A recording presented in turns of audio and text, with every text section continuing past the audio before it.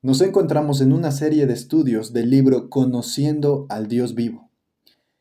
Hemos llegado ya a la lección número 4, pero recapitulando un poco, en nuestra anterior lección, la número 3, hablábamos sobre nuestro Dios Trino, sobre la unicidad y la Trinidad. Dijimos que, aunque es una doctrina demasiado profunda como el océano, podemos sumergirnos en ella y explorarla, aunque nunca vamos a hallar fondo, o en otras palabras, terminar de entenderla por completo. Como sabemos, y esto debería estar bien claro, mis hermanos, la Biblia es nuestra única fuente de todo conocimiento de Dios. Solo la Biblia, las sagradas escrituras, nos proveen de un verdadero conocimiento de Dios. Y vimos que las escrituras afirman claramente estas dos verdades importantísimas. Dios es uno, solo, y Dios es tres. Incluso al final de la lección anterior leí para ustedes parte de uno de los credos que resume de manera maravillosa esta verdad. ¿Lo recuerdan? El Padre es Dios, el Hijo es Dios y el Espíritu Santo es Dios. Y sin embargo, no son tres dioses, sino un solo Dios. Lo que debemos entender, mis hermanos, es que no nos estamos inventando esta doctrina. Algunos podrían decir, no, la doctrina de la Trinidad es un invento, pero no es así. Tampoco estamos forzando los textos o malinterpretándolos. Es lo que dice la Biblia. Es lo que Dios mismo quiso revelarnos a nosotros. Y nosotros abrazamos estas verdades por la fe. Ahora, hermanos, lo que quiero que sepan de entrada es que la verdad de la deidad del Padre es raramente cuestionada. No se cuestiona la deidad del Padre. Eh, y cuando se escucha la palabra deidad, recuerden que viene del latín deitas y nos comunica la idea de divinidad o el estado de ser Dios. Es tener la esencia de Dios, es ser Dios mismo, eso es deidad. Y lo que decimos es que raramente se cuestiona la deidad del Padre. Hay mucha gente, y hablo incluso de gente que está en sectas, que pueden afirmar libremente que el Padre es Dios. Ellos no tienen problema con eso. Incluso podríamos imaginarnos, ¿no? A uno de los de esta secta, los mal llamados testigos de Jehová. Le preguntamos a esta persona y le decimos, oye, ¿tú crees que el Padre es Dios? ¿Qué nos va a responder? Sí, yo creo y afirmo que el Padre es Dios, que Jehová es Dios, nos respondería. Pero nuevamente le podríamos preguntar, ¿y tú crees que el Hijo es Dios, que Jesús es Dios? Y ahí es cuando esta persona se incomodaría y diría, no, yo no creo y tampoco afirmo que el Hijo es Dios. Y peor, y tampoco diría que el Espíritu Santo es Dios. Así es como nos respondería un mal llamado testigo de Jehová. Pero piensen en esto, mis hermanos. Muchas de las sectas que niegan la deidad del Hijo y del Espíritu, que dicen, no, el Hijo no es Dios y el Espíritu no es Dios, aún ellos afirman que el Padre es Dios. Por eso, en esta ocasión no tenemos la necesidad, mis hermanos, de considerar los textos que afirman la deidad del Padre. Solo nos enfocaremos en la deidad del Hijo y del Espíritu. Porque estas dos verdades, la deidad del Hijo y del Espíritu, han estado en constante ataque durante casi 2000 años de historia cristiana. Y, y estas doctrinas, la deidad del Hijo y del Espíritu Santo, son dos de las doctrinas más importantes del cristianismo. Simplemente no se puede ser cristiano sin reconocer que el Hijo y el Espíritu Santo son Dios, la segunda y la tercera persona de la Trinidad. El Hijo, quien se hizo carne para nuestra salvación, y el Espíritu, quien mora en cada creyente. Por lo tanto, escuchen mis hermanos, es absolutamente esencial que todo verdadero seguidor de Cristo, que todo cristiano aprenda por las Escrituras, por la Biblia, que tanto el Hijo como el Espíritu son plenamente divinos en el más estricto sentido del término. Y es lo que vamos a hacer hoy. Vamos a revisar la Biblia, vamos a estudiar algunos textos que nos hablan de eso mismo. Pero, antes que nada, permítanme confesarles algo. Mis hermanos, al llegar a esta cuarta lección me he visto tentado a dividirla en dos partes. Si observamos, el título de esta lección es La deidad del Hijo y del Espíritu. Pero no me sentía tranquilo, mi conciencia no me dejaba dormir en paz al dar este tema unido, sino que he partido el pastel por la mitad. Vamos a tener lección 4.1 y 4.2 y hoy simplemente nos enfocaremos en hablar acerca de la deidad del Hijo. Vamos a deleitarnos en esta verdad para en la siguiente lección, la 4.2, eh, acercarnos a ver la deidad del Espíritu Santo. Así que mis hermanos, vamos a empezar y lo que quiero es que prestemos mucha atención a los textos que vamos a revisar. Incluso eh, rogaría que tomemos esto también como algo apologético. Dentro de la teología tenemos una rama que se llama la apologética cristiana. Y la apologética simplemente es la defensa de nuestra fe. Todo lo que vamos a estar revisando en esta lección, mis hermanos, nos ayuda a defender nuestra fe ante las sectas, ante aquellas personas que, que, que tienen mala doctrina, que están malinterpretando o tergiversando muchos de los textos, incluso que tienen traducciones adulteradas. Así que, mis hermanos, tomémoslo esto también como parte de la defensa de nuestra fe y prestemos mucha atención. Así que empecemos, mis hermanos. El Hijo es Dios. El Hijo es Dios. O vamos a hablar que Cristo es divino. El primer texto es Juan capítulo 1, versículo 1, que dice, en el principio era el Verbo, y el Verbo estaba con Dios, y el Verbo era Dios. El Verbo era Dios.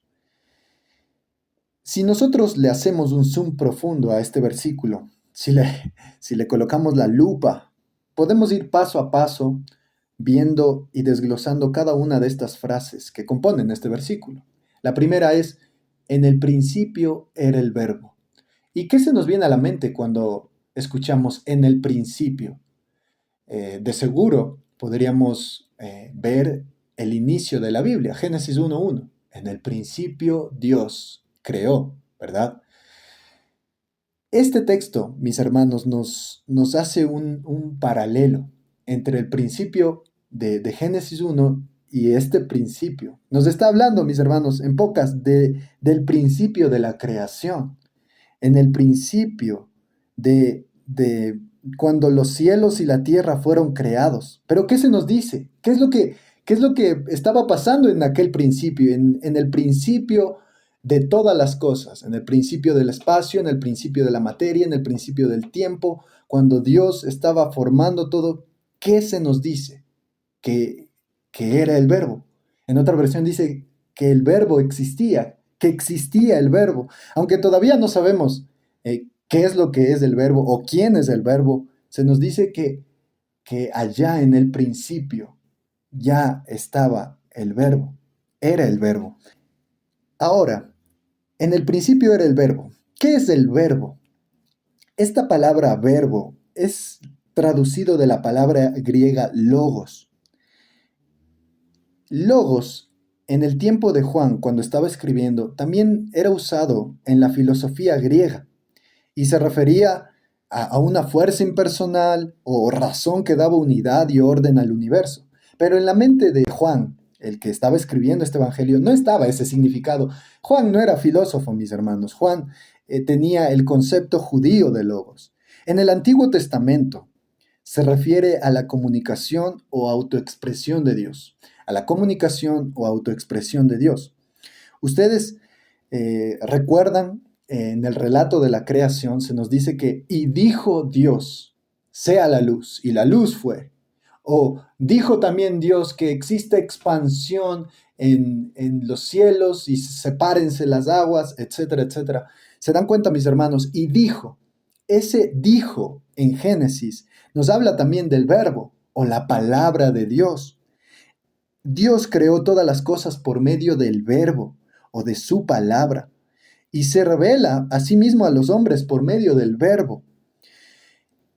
Y es aquí donde recién Juan identifica al verbo. En el versículo 14 vamos a ver quién es. Dice, y aquel verbo fue hecho carne y habitó entre nosotros. ¿Quién es el que se encarnó, mis hermanos? Sino el Hijo de Dios, la segunda persona de la Trinidad que vino y se humanó. Jesús mismo. Jesús es aquel verbo encarnado.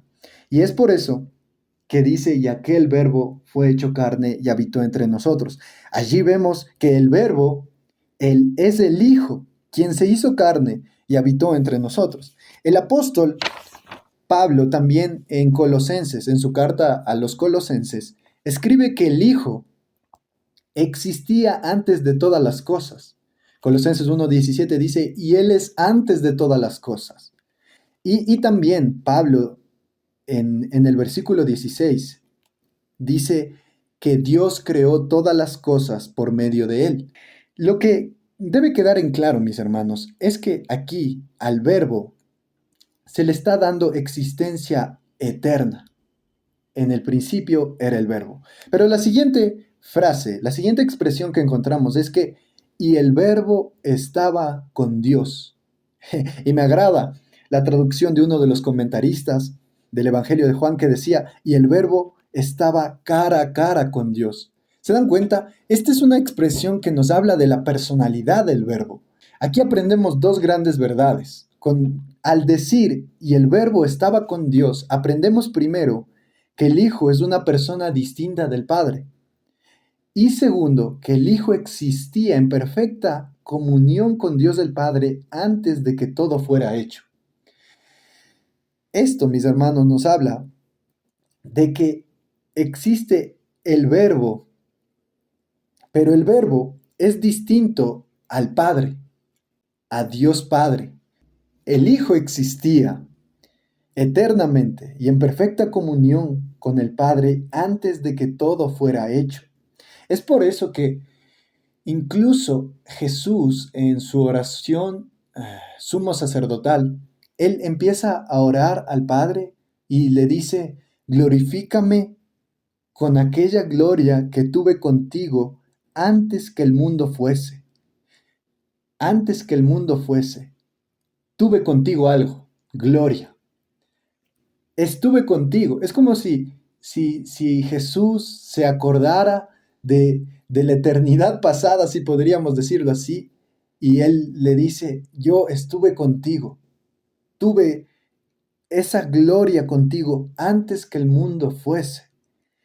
Aquí vemos, mis hermanos, que se nos habla de dos personas, tanto el Padre como el Hijo. No es solo una persona, sino dos personas, el Padre y el Hijo. La siguiente expresión que encontramos es, y el verbo era Dios, y el verbo era Dios. Esta expresión, mis hermanos, es la más explícita al decirnos que el Hijo es Dios. ¿Se dan cuenta? En el principio era el verbo, y el verbo estaba con Dios, y el verbo era Dios. Se nos está diciendo claramente, Él es Dios. Y esto no podría ser posible, mis hermanos, porque si recuerdan, en la anterior lección hablábamos del monoteísmo y de que los israelitas tenían su Shema, oye Israel, Jehová nuestro Dios, Jehová uno es, Jehová uno es. Juan definitivamente tenía ese concepto grabado en la mente, la unicidad de Dios. Dios es uno. Yo no puedo decir que hay otro Dios. Juan tenía claro esto. Y sería difícil, si no imposible, que Juan hiciera una declaración más clara con respecto a la deidad del Hijo. Algunas sectas enseñan que este versículo se refiere al Hijo como un Dios en vez de el Dios. Y esto sucede, mis hermanos, porque en el idioma original del Nuevo Testamento no hay un artículo definido antes de la palabra Dios, o en el griego theos. Su argumento es refutado por dos razones. En primer lugar, en Juan 1:6, el 1:12, 1:13 y 1:18, la palabra griega theos, Dios, Es usada sin un artículo definido y aún así claramente se refiere a Dios. El significado del término es siempre determinado por su contexto. En segundo lugar, decir que el Hijo es un Dios contradice todos los demás pasajes que declaran que no hay otro Dios de ningún tipo. Aquí debemos entender, mis hermanos, que existe dentro de los mal llamados testigos de Jehová una versión, o mejor dicho, una traducción de la Biblia que se llama Nuevo Mundo. En su traducción, ellos colocan este texto de otra manera. Ellos ponen, y el verbo era un Dios. Y eso sería imposible, mis hermanos, porque aunque en el idioma original hay un debate, por así decirlo, de cómo se debería traducir, está claro que el contexto nos obliga a traducir ese texto como el Dios, como haciendo referencia a Dios mismo, no a un Dios, sino a Dios. Y esto es claro, mis hermanos. Incluso pienso que llega a ser un tanto absurdo, ya que si lo traducimos como un Dios, eso nos estaría hablando del politeísmo y nos estaría llevando a decir que, bueno, hay otro Dios, no solamente Jehová, sino hay otro Dios. Y eso nos llevaría a contradecir muchos de los textos donde se dice que solo hay un Dios. Y si los testigos de Jehová hacen esa traducción malísima, ellos están tergiversando la unicidad de Dios. Ellos no estuvieran creyendo en más de un Dios. Y eso les lleva a decir, bueno, es que el Hijo es menos Dios que Dios el Padre. Y es una herejía llamado en la historia del cristianismo como arrianismo o subordinacionismo, donde dicen que la deidad del Hijo es una deidad inferior a la deidad del Padre, que Dios es un Dios, perdón, que Dios el Hijo es un Dios más pequeño que Dios el Padre. Pero eso no puede ser, mis hermanos. El Hijo no es inferior al Padre. Los dos son iguales, iguales en poder, iguales en gloria, iguales en majestad. Los dos comparten la misma esencia divina, aunque son dos personas distintas. No son dos dioses. Nosotros creemos en un Dios.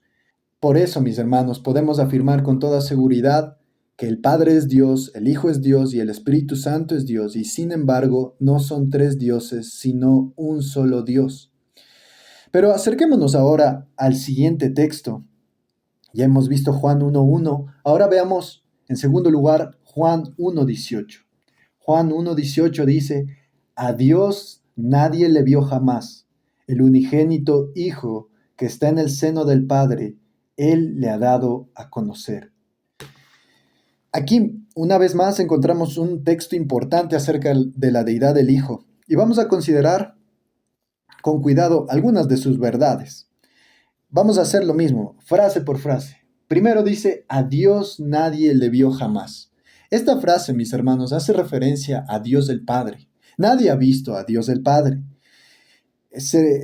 Porque con la luz que Primera de Timoteo 6:16 nos da, se nos dice que Dios habita en luz inaccesible. Y es por eso que nadie ha visto al Padre. Todas las visiones de Dios en el Antiguo Testamento, cuando se nos relata en el Antiguo Testamento que muchos vieron a Dios, solo son revelaciones muy limitadas. Nadie ha visto ni puede verlo en la plenitud de su gloria. Nadie, mis hermanos, nadie puede ver a Dios. Y esto es una referencia a Dios el Padre. A Dios nadie le vio jamás. La siguiente frase es el unigénito Hijo. En otra versión, mis hermanos, se dice el unigénito Dios. Pero la palabra unigénito se traduciría mejor como solo o único y solo, perdón. El término griego es monogenes, mono, uno, y genes, clase, especie o género, y denota singularidad o la naturaleza de algo que es único en su clase. No significa que el Hijo nació o fue engendrado, sino que Él es uno solo y el único. Y aquí viene lo que les decía, mis hermanos. Existe una variación entre traducciones, porque, por ejemplo, la Biblia de las Américas traduce el unigénito Dios y la Biblia Reina Valera de 60 traduce el unigénito Hijo. ¿Por qué sucede esto? Esto se debe al hecho de que ambas palabras aparecen en diferentes manuscritos antiguos en griego. En los manuscritos originales, en las copias que se tienen, en algunos aparece la palabra Dios y en otros la palabra Hijo. Sin embargo, la palabra Dios en esta frase tiene un mayor respaldo. En la Reina Valera actualizada del 2015, también dice: a Dios nadie lo ha visto jamás. El Dios único que está en el seno del Padre, Él lo ha dado a conocer. Mis hermanos, no importa mucho qué tipo de traducción se tenga. Lo- lo- Aún así, si se traduce como hijo, también está apuntando hacia la deidad del hijo, hacia que el hijo es Dios.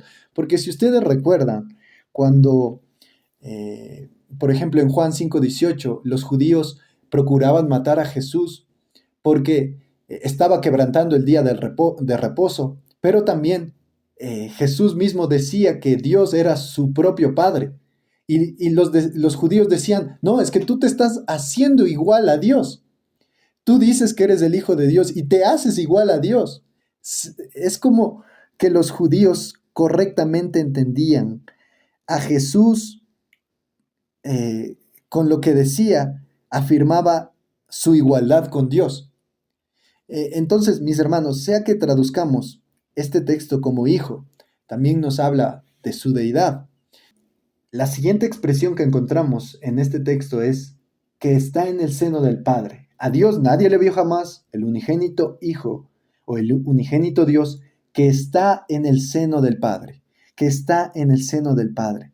Esta descripción, mis hermanos, es aún más hermosa. Es como arrojar más luz hacia lo que Juan ya nos había dicho en su primer versículo. El verbo estaba con Dios. Es como un paralelo. El verbo estaba con Dios, pero acá nos dice que Él está en el seno del Padre. ¿Notan eso? Y con el seno, o decir en el seno del Padre, se nos está diciendo que Él estaba cerca en una posición de intimidad y comunión con Él. El Hijo siempre habita en el más perfecto compañerismo de intimidad y amor con el Padre y el Espíritu. La singularidad del Hijo es revelada en que Él tiene una relación única en su clase con Dios el Padre. Solo el Hijo puede estar en el seno del Padre, en esa cercanía, en esa proximidad, porque es Dios. Hace referencia a una comunión íntima. Estar en el seno del Padre significa eso. Y el Hijo que está en el seno del Padre, la siguiente frase dice: Él lo ha dado a conocer. El Hijo lo ha dado a conocer. Eh, el Hijo lo ha dado a conocer de la mejor manera, de una manera como ningún otro podría. ¿Saben por qué? Porque solo Dios puede comprender plenamente a Dios. ¡Wow! Esta frase, mis hermanos, debería quedar grabada en nuestro corazón, en nuestra mente. Solo Dios puede comprender plenamente a Dios. Ningún otro ser, ninguna otra criatura podría dar a conocer a Dios sino solo Dios mismo. Solo Dios puede comprender plenamente a Dios o darlo a conocer plenamente. Solo en el Hijo habita la plenitud de Dios. Y eso está en Colosenses 1:19, ya lo revisaremos un poco más adelante. Solo Él es la imagen del Dios invisible y solo Él puede comunicarlo al hombre. El Hijo encarnado, Cristo, puede revelar al Padre por causa de su relación única con Él. Es por eso que nosotros podemos afirmar que el Padre es Dios, el Hijo es Dios y el Espíritu Santo es Dios. Y sin embargo, no son tres dioses, sino un solo Dios. Pero pasemos al tercer texto. Ya hemos visto Juan 1:1, Juan 1:18. Y ahora veamos Filipenses 2, el versículo 6. Filipenses 2:6. Dice así, mis hermanos, el cual, siendo en forma de Dios, no estimó el ser igual a Dios como cosa que aferrarse. El ser igual a Dios como cosa que aferrarse. Mis hermanos, aquí se nos dice que el Hijo existía en forma de Dios. Él estaba antes de su encarnación, antes de tomar para sí un cuerpo de carne y hacerse hombre, Él existía en forma de Dios. Y con la palabra forma se refiere no solo a la apariencia exterior o externa de algo o de alguien, sino también a su carácter esencial o realidad subyacente. El Hijo no solo parece ser Dios en apariencia, sino que era Dios en realidad. Esa es la expresión exacta, mis hermanos, que era Dios en realidad. Y es más explícito lo que dice después. Él no estimó el ser igual a Dios como algo a que aferrarse. Es que, mis hermanos, Él fue y es igual a Dios. Él fue y es igual a Dios, pero no consideró el ser igual a Dios como algo a que aferrarse. ¿Se dan cuenta? Es evidente. Antes de ser concebido en el vientre de María, antes de que un bebé sea formado en aquel vientre de aquella mujer, y hablamos hasta donde nuestro lenguaje alcance, mis hermanos, aquel bendito ser eterno no consideró el ser igual a Dios como algo a que aferrarse. Aunque era Dios, se despojó. Pero eso es lo que dice más adelante, pero lo que nos interesa saber es que la palabra igual, el ser igual a Dios, la palabra igual se traduce del vocablo griego isos, el cual significa ser igual en cantidad o calidad. Esta es una referencia, mis hermanos, inequívoca a la deidad de Cristo. Él existía por toda la eternidad en forma de Dios y siendo igual a Dios en todo sentido. Él existía por toda la eternidad en forma de Dios y siendo igual a Dios en todo sentido. Incluso, como les decía, cuando Él se despojó a sí mismo y se hizo hombre, Él no dejó de ser Dios. Por eso el versículo 7 dice, sino que se despojó a sí mismo, tomando forma de siervo, hecho semejante a los hombres. Aun cuando se encarnó, aun cuando se humanó, por decirlo así, Él no dejó de ser Dios, porque el Hijo no hizo a un lado sus atributos o sus poderes divinos, sino simplemente su gloria y su dignidad divinas. No era una deidad reducida, como dice el subordinacionismo, sino que simplemente se restringió de sus capacidades divinas.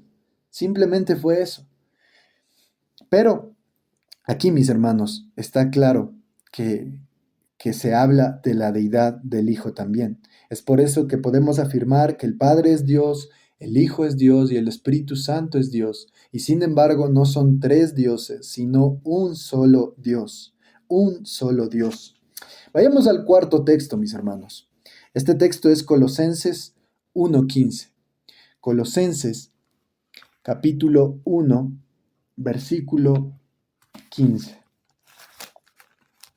Dice, Él es la imagen del Dios invisible, el primogénito de toda creación. Él es la imagen del Dios invisible. Aquí, mis hermanos, también se nos habla nuevamente de la deidad del Hijo de Dios. Y también dice, el primogénito de toda la creación, y esto nos habla de su excelso rango sobre toda la creación.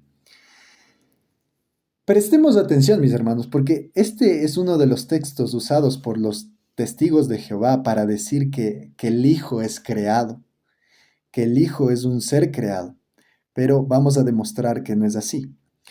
Veamos primero, dice, Él es la imagen.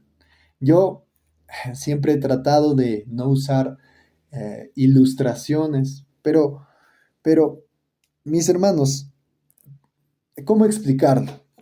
Cuando yo me veo en un espejo, yo veo mi reflejo, ¿verdad? Mi imagen. Bueno, de alguna manera yo podría decir que es como en un espejo, igualito.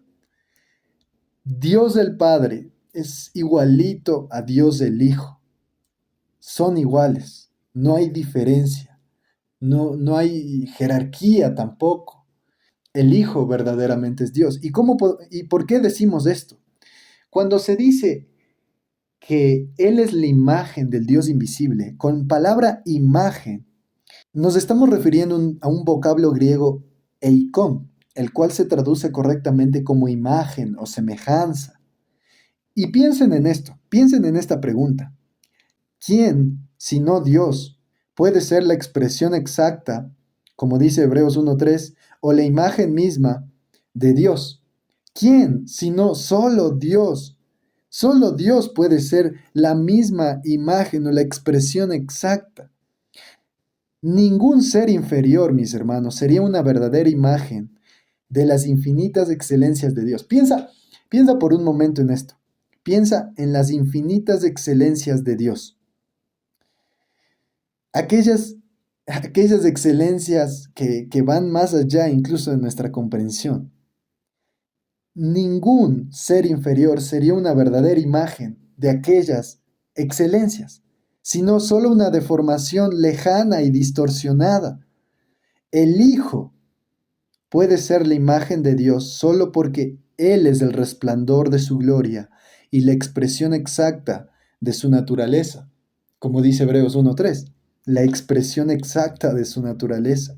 Y está claro, mis hermanos, el Hijo puede ser la imagen de Dios porque es Dios mismo.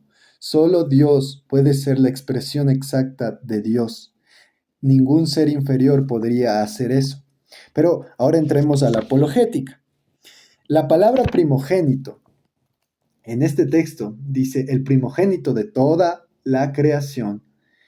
Eh, viene de un término, mis hermanos. Primogénito viene del griego protótokos. Protos primero y ticto dar a luz. Y a menudo ha sido usada erróneamente esta palabra para negar la deidad de Cristo. ¿Notan? El mismo versículo nosotros lo utilizamos para afirmar la deidad del Hijo y otros lo utilizan para negar la deidad del Hijo. El apóstol no usó este término para mostrar que el Hijo era una criatura, no es un ser creado, sino que Pablo utilizó este texto para probar que él tenía o que Cristo tenía un rango muy por encima de toda la creación y era distinto de esta. El verdadero significado de primogénito con respecto al Hijo puede ser ilustrado, mis hermanos, con el Salmo 89:27. ¿Ustedes recuerdan lo que dice ese salmo? Ahí este término es utilizado para mostrar un rango y no un origen o nacimiento. La palabra primogénitos nos apunta a rango, no a origen o nacimiento.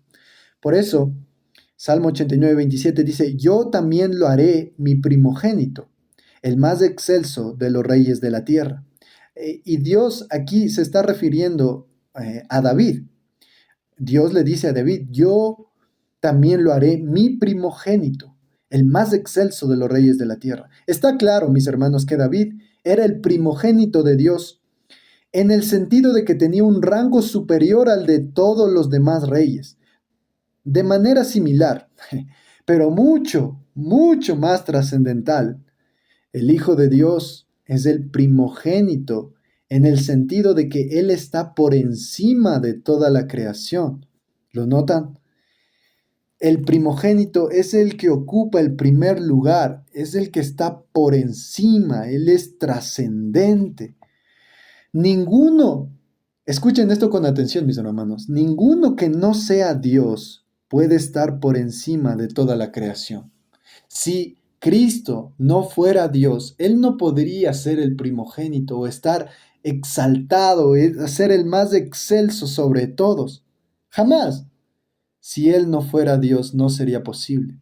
Pero algunos tratan de negar la deidad de Cristo o la deidad del Hijo, utilizando esta palabra primogénito y diciendo, ya ves, esa palabra significa que Él tuvo un origen, que, que, que Él fue creado. Pero no es así, mis hermanos. Ya hemos visto que esa palabra primogénito nos habla de que está por encima de todo, ocupa el primer lugar.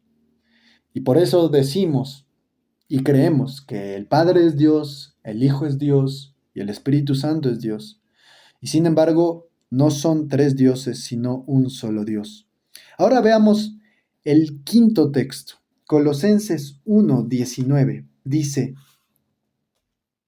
por cuanto agradó al Padre que en él habitase toda plenitud. Por cuanto agradó al Padre que en él habitase toda plenitud. Aquí encontramos una vez más otra afirmación de la deidad del Hijo. Noten, dice el Padre, en otra versión dice, el Padre se complació, a Él le agradó en que el Hijo tuviera completamente la deidad. Todo, mis hermanos, todo. Toda la majestad y la gloria de Dios mora en Jesús. Todo lo que es Dios, su esencia, todo lo que es Dios mismo, su deidad, en su carácter, sus atributos, su naturaleza, está residiendo en la persona de Cristo. Y es por eso que aquí también vemos una distinción de las dos personas, el Padre y el Hijo. Toda la esencia, todo el carácter, toda la naturaleza del Padre reside en el Hijo. Nosotros podríamos decir, bueno, contemplo al Hijo y digo, aquí está Dios, porque es Dios. Y escuchen esta nota. La plenitud del océano no puede ser contenida en un vaso que pueda ser sostenida por la mano de un hombre. ¿Ustedes se han imaginado en eso? De seguro ustedes han visto las copitas en las cuales se sirve el vino en la cena del Señor. Son pequeñitas, uno las puede tomar incluso con solo 2 dedos. Imagínense que tratáramos de colocar todo el mar, todo el agua del mar en esa copita. ¿Se podría? Por supuesto que no, no se podría. Tampoco, y escuchen esto mis hermanos, tampoco sería posible que la plenitud de Dios habitara en algún ser que sea menos que Dios. Si la plenitud del mar no puede ser contenida en una copita pequeña, tampoco la plenitud de Dios podría habitar en algún ser que sea menos que Dios. Y es por eso que podemos decir que el Padre es Dios, el Hijo es Dios y el Espíritu Santo es Dios. Y sin embargo no son tres dioses, sino un solo Dios. Hablemos un poco más, mis hermanos, y consideremos aún otros textos que son importantes, los cuales hacen referencia al Hijo explícitamente como Dios. Es importante notar que estas referencias a la deidad del Hijo fueron hechas incluso después de su encarnación. No solo hablamos de la deidad del Hijo antes de su venida al mundo, sino también de la deidad del Hijo habitando entre nosotros, habitando como humano también aquí. La verdad comunicada es que cuando el Hijo Eterno se hizo hombre, no dejó de ser Dios en ningún sentido del término. Y vamos a ver en Juan también el capítulo 20, el versículo 28. Pero para tomar un poco más del contexto, leámoslo desde el versículo 24. Dice, pero Tomás, uno de los 12, llamado Dídimo, no estaba con ellos cuando Jesús vino. ¿Se acuerdan? Lo que estaba sucediendo en este punto de la historia es que Jesús ya había resucitado y que se estaba presentando a varias personas y entre ellos a los 12 discípulos, pero en aquella ocasión donde se apareció a los 12, Tomás no estaba. Y le dijeron pues, versículo 25, los otros discípulos, al Señor hemos visto. Él les dijo, Si no viere en sus manos la señal de los clavos, y metiere mi dedo en el lugar de los clavos, y metiere mi mano en su costado, no creeré. Él quería ver, ¿no? Tomás quería ver para creer. Versículo 26. 8 días después, estaban otra vez sus discípulos dentro, y con ellos Tomás. Llegó Jesús, estando las puertas cerradas, y se puso en medio, y les dijo: paz a vosotros. Luego dijo a Tomás: pon aquí tu dedo, y mira mis manos, y acerca tu mano, y métela en mi costado, y no seas incrédulo, sino creyente. ¡Wow! Pero aquí está, mis hermanos, versículo 28 es el que nos interesa. Entonces Tomás respondió y le dijo: Señor mío y Dios mío. Jesús le dijo: porque me has visto, Tomás, creíste. Bienaventurados los que no vieron y creyeron. ¿Ustedes notan lo que Tomás le dice a Jesús? Señor mío y Dios mío. El primer título viene de la palabra griega kurios. Eso significa Señor, la cual es usada en toda la Septuaginta, el Antiguo Testamento en griego, como una referencia a Yahvé o a Jehová. Mis hermanos, cuando se traduce el Antiguo Testamento al griego, cuando quieren traducir la palabra Jehová, usan esa palabra en griego, kurios. Y aquí Tomás le está diciendo a Jesús, kurios. En otras palabras, Tomás le está diciendo: tú eres Jehová. Tú eres el Jehová del Antiguo Testamento. Y ustedes recuerdan lo que les decía acerca del monoteísmo. Incluso había un celo monoteísta. Nadie podía decir esto, mis hermanos. Sería algo muy escandaloso para los judíos llamar a alguien de esta manera. Pero es lo que vemos que Tomás hace. Pero el segundo título, Dios, viene de la palabra griega teos. Lo que Tomás le está diciendo a Jesús después de verlo resucitado es kurios y teos. Si estas palabras hubieran sido el resultado de un celo mal direccionado, con seguridad Jesús lo hubiera corregido. Si Jesús no fuera Señor y Dios, tanto Tomás como Jesús serían igualmente culpables de blasfemia, la peor de todas las ofensas posibles contra Dios. Es que no era posible, mis hermanos. En aquel tiempo, por causa del celo monoteísta, ninguna persona podría decir: perdóname, te llamé Dios, no fue mi intención. No, mis hermanos. Aquí vemos que Tomás le está rindiendo culto a Jesús. Y Jesús no le corrige, no es que le diga: no, Tomás, no me llames kurios, no, Tomás, no me llames teos, no me llames Señor, no me llames Dios, porque no lo soy. No, Jesús no lo detiene. Él acepta este culto divino que se le atribuye. Y estos títulos, mis hermanos, estos nombres, Señor y Dios, nos muestran también claramente la deidad del Hijo. Pero ahora veamos, las obras divinas son atribuidas a Cristo. Por ejemplo, la creación. Solo Dios puede hacer la obra de la creación. Y Juan 1:3 dice: todo fue hecho por medio de Él, y sin Él, nada de lo que ha sido hecho fue hecho. Colosenses 1:16-17 decía que todo fue creado por medio de Él, y Él es antes de todas las cosas. Mis hermanos, aquí podemos ver que Cristo también es el creador. El Hijo es creador, y si es creador, es Dios. No solo la creación, sino también la obra de la providencia. Solo Dios hace la obra de la providencia. Y en Hebreos 1:3 se nos dice que el Hijo es el resplandor de la gloria del Padre, la expresión exacta de su naturaleza, y sostiene el universo por la palabra de su poder. Es el Hijo el que sostiene el universo por la palabra de su poder. Mis hermanos, aquí igualmente vemos el poder del Hijo, y vemos cómo Él realiza la obra de la providencia. Y eso no sería posible si Él no fuera Dios. Pero también la autoridad de perdonar pecados. Solo Dios tiene autoridad para perdonar los pecados. Y esto lo vemos en Marcos 2. Ustedes recuerdan el relato de cuando Jesús sana a un paralítico, de cómo eh, a cuatro amigos trajeron a este paralítico y lo bajaron por el techo donde Jesús se encontraba. Y Jesús, al ver la fe de estos amigos del paralítico, le dice: Hijo, tus pecados te son perdonados. Y ustedes recuerdan, allí estaban algunos de los escribas y ellos empezaron a pensar: ¿por qué este habla así?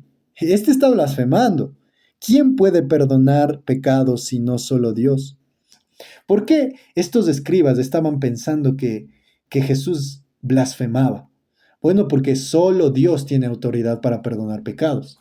Y Jesús le dice a este paralítico: tus pecados te son perdonados.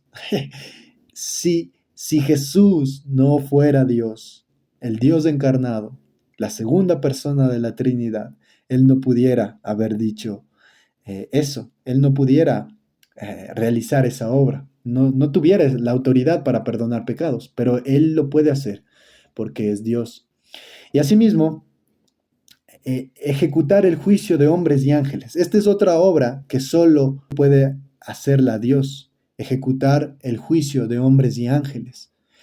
Juan 5:22 dice: porque el Padre a nadie juzga, sino que todo el juicio dio al Hijo. El versículo 28: no os maravilléis de esto, porque vendrá hora cuando todos los que están en los sepulcros oirán su voz, y los que hicieron lo bueno saldrán a resurrección de vida, mas los que hicieron lo malo a resurrección de condenación. Mis hermanos, aquí vemos claramente cómo el Padre le ha dado esta autoridad de ejecutar juicio de los hombres y ángeles al Hijo. El Hijo es quien juzga, y Él no pudiera hacer esta obra si no fuera Dios. Pero claramente hemos visto por medio de las Escrituras, la Biblia misma dándonos a conocer la deidad del Hijo. Por no hablar de los numerosos pasajes en los que los escritores sagrados le atribuyen los nombres, títulos, atributos, obras y culto distintivos que pertenecen solo a Dios, encontramos muchas acciones realizadas y muchas declaraciones pronunciadas por nuestro Señor mismo, que no pueden justificarse ni explicarse de otro modo que no sea suponiendo su divinidad.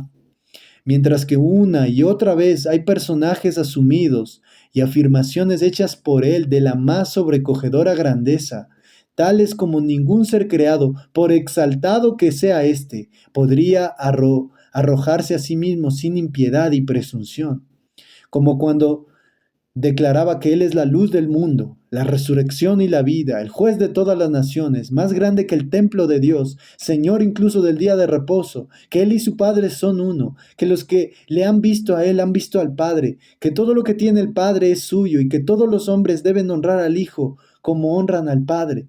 Todas estas expresiones fueran dichas con presunción si no fuera porque Jesús es Dios, porque Él es Dios, y así notamos la deidad del Hijo, la segunda persona de la Trinidad.